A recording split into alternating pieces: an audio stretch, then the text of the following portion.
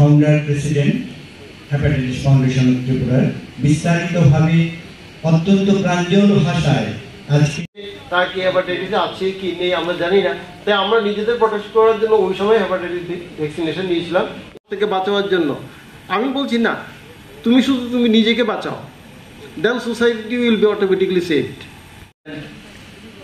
This focus should be given on this topics.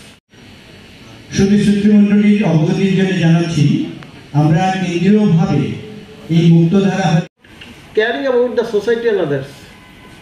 কবিতা যেটা বলে গেছেন যে আমি যদি বিনীতভাবে আমন্ত্রণ জানাচ্ছি তার বক্তব্য রাখার জন্য ডক্টর রঞ্জন বিশ্বাস, চিফ মেডিকেল অফিসার। তার কি হেপাটাইটিস আছে কি নেই আমরা জানি না, তাই আমরা নিজেদের প্রোটেক্ট করার জন্য ওই সময় হেপাটাইটিস ভ্যাকসিনেশন নিয়েছিলাম। প্রাঞ্জলভাবে সব কিছু বলে গেছেন ডক্টর প্রদীপ ভৌমিক, ডক্টর এনএল ভৌমিক, সামনে উপস্থিত আমার সিনিয়র এবং সবাইকে আমি আজকের এই অনুষ্ঠানে স্বাগত জানাই। একটা জিনিস কিন্তু ঠিক। নমস্কার সকলকে, শুভ সন্ধ্যা। আজ 28শে জুলাই বিশ্ব হেপাটাইটিস দিবস। তাকে সামনে রেখে আজকের যে গুরুত্বপূর্ণ আলোচনা সভা, প্রায় 1 মাস ব্যাপী যে কর্মসূচি তার আজ শেষ পর্যায়ে, আমাদের মধ্যে উপস্থিত আছেন যিনি খুব সুন্দরভাবে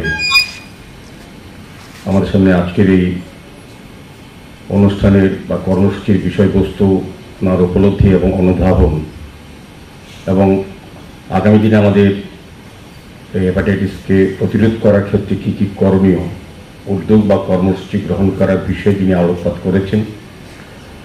এই ফাউন্ডেশনের যিনি ডিরেক্টর, আমাদের রাজ্যে স্বনামধন্য প্রখ্যাত চিকিৎসক বলব আমি, এবং আমার খুব পরিচিত এবং প্রিয় লোক ডক্টর প্রদীপ ভৌমিক মহোদয়।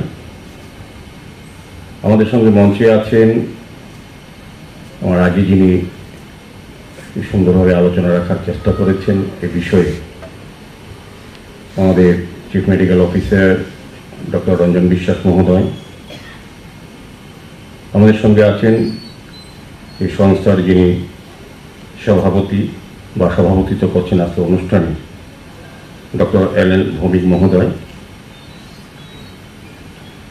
এবং শুরুতে অনুষ্ঠানে যিনি প্রারম্ভিক বক্তব্য রেখেছেন এই বিষয়ের উপরে, ডক্টর মৃন্ময় সেনগুপ্ত মহোদয়, সেক্রেটারি এই সংস্থার, এবং যারা আজকে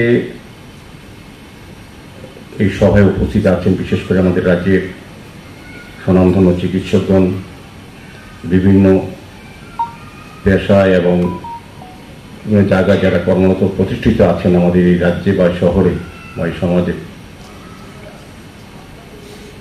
এবং ত্রিপুরা হেপাটাইটিস ফাউন্ডেশনের যারা সম্মানীয় সদস্যগণ এবং আমার প্রিয় স্টুডেন্টরা যারা আজকের এই অনুষ্ঠানে উপস্থিত হয়েছেন, সার্বিকভাবে যারা আজকের অনুষ্ঠানকে সফল করার জন্য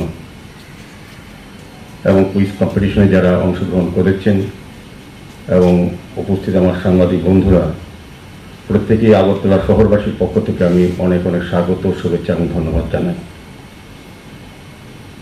তো বিষয়ে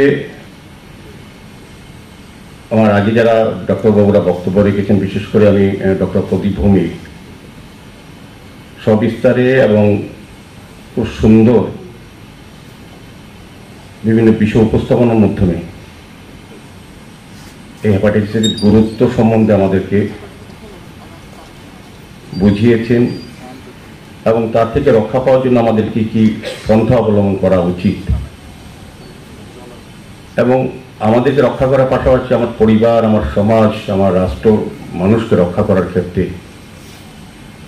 কীভাবে অ্যাওয়ারনেস প্রোগ্রাম সরকারি পাশে থেকে সরকারের সহযোগিতায় করা উচিত বা করা যায় সেটা তুলে ধরেছেন।